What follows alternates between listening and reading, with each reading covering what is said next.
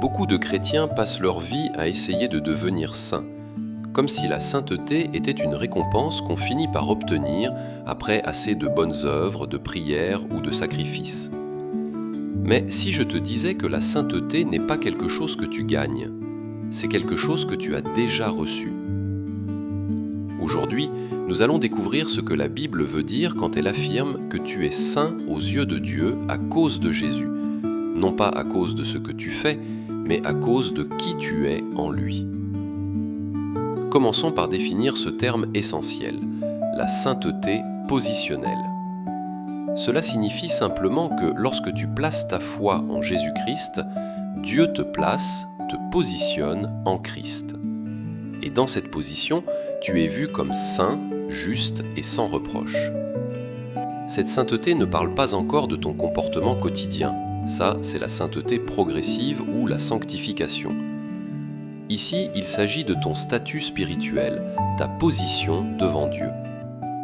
Hébreux 10:10, c'est en vertu de cette volonté que nous sommes sanctifiés par l'offrande du corps de Jésus-Christ une fois pour toutes. Remarquez, le texte ne dit pas « nous serons sanctifiés un jour », il dit « nous sommes sanctifiés ». Voilà la sainteté positionnelle, un acte accompli. Colossiens 1, versets 21 à 22.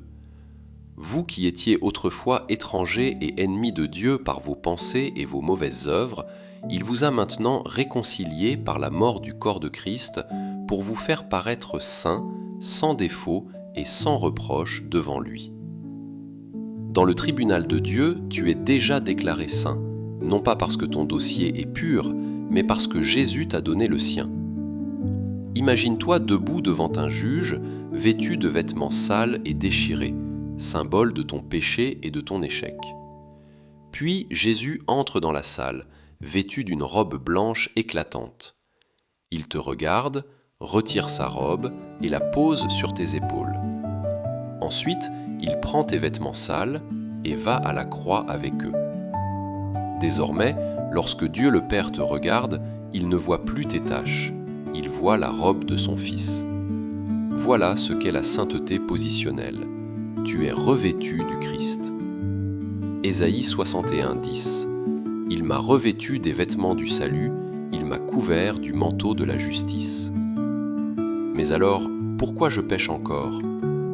Tu pourrais demander, si je suis déjà saint aux yeux de Dieu, pourquoi est-ce que je lutte encore contre le péché ? C'est ici qu'intervient la deuxième dimension, la sainteté pratique, c'est-à-dire le processus quotidien de devenir ce que tu es déjà en Christ. Pense à un enfant né dans une famille royale. Dès sa naissance, il est déjà prince ou princesse. Mais il doit encore grandir, apprendre et se comporter selon son identité. Ta sainteté en Christ, c'est ta position. Ta sanctification, c'est ta transformation. Tu ne vis pas pour devenir saint, tu vis parce que tu l'es déjà. Pour nous, la sainteté signifie souvent perfection morale. Mais pour Dieu, la sainteté signifie appartenance, être mis à part pour lui. 1 Corinthiens 1:2. À l'Église de Dieu qui est à Corinthe, à ceux qui ont été sanctifiés en Jésus-Christ, appelés à être saints. Paul appelle les Corinthiens saints alors même que cette Église avait de sérieux problèmes. Pourquoi ? Parce que la sainteté est d'abord une position avant d'être une performance. Dieu te voit à travers la croix, pas à travers tes fautes. Prends deux objets, un miroir et une fenêtre. Quand tu regardes dans le miroir, tu vois tes imperfections. C'est ainsi que nous nous voyons souvent. Mais quand Dieu regarde à travers la fenêtre de la croix, il voit le reflet de son Fils te couvrir entièrement. Ton miroir dit « Je n'y arrive pas encore ». La fenêtre de Dieu dit « Tu es déjà pardonné et rendu saint ». Alors, comment cette vérité transforme-t-elle notre vie ? Cesse d'essayer de gagner l'approbation de Dieu. Tu l'as déjà en Jésus-Christ. Laisse ton identité diriger ton comportement. Tu vis saintement parce que tu es saint. Réagis différemment face au péché. Quand tu tombes, ne fuis pas Dieu, reviens vers lui. Ta position n'a pas changé, tu es encore couvert par la grâce. Romains 8, 1. Il n'y a donc maintenant aucune condamnation pour ceux qui sont en Jésus-Christ. Tu n'essaies pas de devenir saint. Tu apprends à vivre comme celui que Dieu a déjà déclaré saint.